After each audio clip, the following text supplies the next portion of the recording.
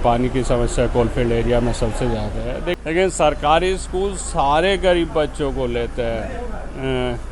तो स्वाभाविक बात है जो पढ़ाई की स्टैंडर्ड है वो डिफरेंस रहती है। आप जनप्रतिनिधियों की भी बात नहीं सुनी जाती है प्राइवेट स्कूलों में। निरसा से विधायक अनूप जी हमारे साथ हैं और ऐसे में आज ताबड़तोड़ जो है ये सवाल उठा है, ये चीज़ें उठी हैं कि भाई एडमिशन का वक्त आ गया है और ऐसे में निजी स्कूल कहीं मनमानी तो नहीं कर रहा है, रीएडमिशन को लेकर के कहीं लोगों पर बहुत परेशानियों का सबब तो नहीं टूट पड़ा है। क्या उठा है सवाल पूरी तरह से और क्या चीज़ें होनी ज़रूरी है, क्यों ज़रूरी है, प्राइवेट स्कूल्स की तरफ क्यों जा रहे हैं लोग, ये भी जानना चाहेंगे आपसे क्योंकि ज़मीनी स्तर पर आप रहते हैं। क्यों सरकारी स्कूल में नहीं जा रहे हैं लोग, सीबीएसई की तरफ क्यों ज़्यादा रुझान है और अगर है तो मनमानी बढ़ना क्यों लाजमी नहीं?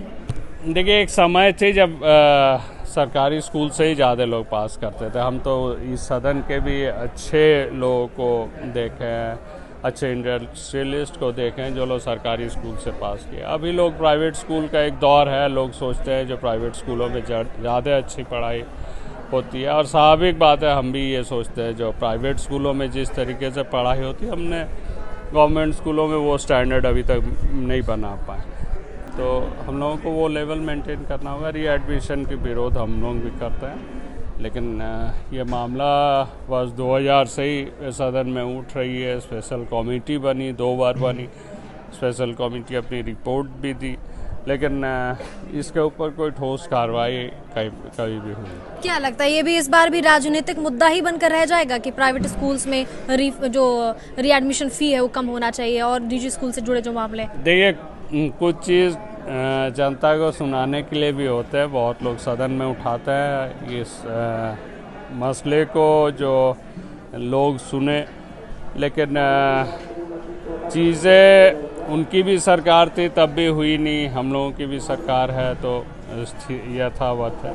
तो हम समझते हैं जो अगर सरकार मेंटली थोड़ा ये हो तो हम समझते हैं जो इस मसले पर एक कानून बनना चाहिए। जनप्रतिनिधियों की भी बात नहीं सुनी जाती है प्राइवेट स्कूलों में, उन लोगों को भी एक ये देना चाहिए, उस पर कमेटी के मेंबर को बनना चाहिए। और भविष्य में हम समझते हैं जो और भी जो ज़रूरतें हैं प्राइवेट स्कूल को अपने ग्रिप में रखने के लिए गवर्नमेंट को हर एक चीज़ करना चाहिए। जैसे सबको ही हाईलाइट कर रहे हैं प्राइवेट स्कूल्स को, लेकिन जो मीडिया होती है वो कड़ी होती है आपके और पब्लिक के बीच की। तो पब्लिक की तरफ से ये सवाल है कि सरकारी स्कूल्स में वो स्टैंडर्ड क्यों नहीं मेंटेन हो पा रहा है? सरकार आपकी है, आप पब्लिक के हैं, फिर वो स्टैंडर्ड मेंटेन कैसे होगा? कहाँ लूप होल है? नहीं, देखिए, प्राइवेट स्कूल एक क्रीमी बच्चे को ही लेते हैं जो लोग वो फीस दे सकें, जो लोग उस स्टैंडर्ड मेंटेन कर सकें, लेकिन सरकारी स्कूल सारे गरीब बच्चों को लेते हैं। तो स्वाभाविक बात है जो पढ़ाई की स्टैंडर्ड है वो डिफरेंस रहती है। आप सोचेंगे जो प्राइवेट स्कूलों की जो रिज़ल्ट है वो लोग सारे चीज़ सीख के आते हैं और सरकारी स्कूल में बच्चे आके सीखते हैं। प्राइवेट स्कूलों में और भी फैसिलिटीज़ है जो हम लोग सरकारी स्कूल में दे नहीं सकते हैं, तो थोड़ी समय लगेगी उस तरीके का अपग्रेड करने के। अभी सीएम स्कूल ऑफ एक्सीलेंस हुई है, आदर्श विद्यालय हुई है, पीएम स्कूल ऑफ एक्सीलेंस बनी, कुछ सीबीएसई में कन्वर्ट हो गए, कस्तूरबा गांधी विद्यालय वगैरह। तो स्लोली कन्वर्शन हो रही है, हम समझते हैं जो जल्दी होगी वो भी।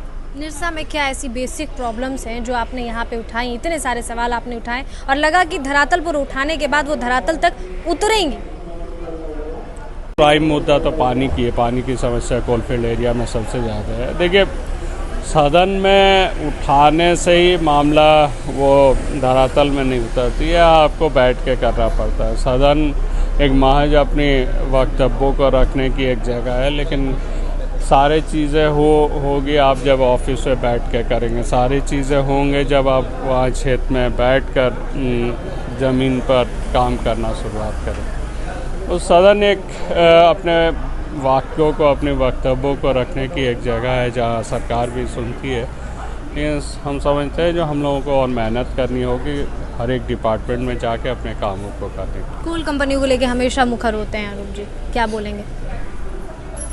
देखिए, कोल कंपनियां जो सरकारी ज़मीन और रहती ज़मीन जिस तरीके से वो लोग ले रहे हैं, बिना मुआवजा दिए हुए, इसका हम लोग विरोध करते हैं। अगर सरकारी ज़मीन का वो मुआवजा दे उसके बाद वो करे काम तो हम लोगों की विरोध नहीं। रैयतों की ज़मीन को अगर एक्विजिशन करे उसके बाद वो लोग करे काम तो दिक्कत नहीं है, लेकिन बिना एक्विजिशन का, बिना पैसा दिए हुए उन लोगों का जबरन वो ज़मीन वो लोग काम कर रहे हैं, इसका हम लोग ने पूर्ण विरोध किया। हम समझते हैं जो एक तो स्पेशल कमेटी बनेगी, एक तो हमारी अध्यक्षता में जो आज सरकारी आश्वासन समिति में भी मामला आएगी, तो हम दोनों मिलाकर हम समझते हैं जो अच्छी जांच करके। बहुत शुक्रिया हमसे बात करने के लिए।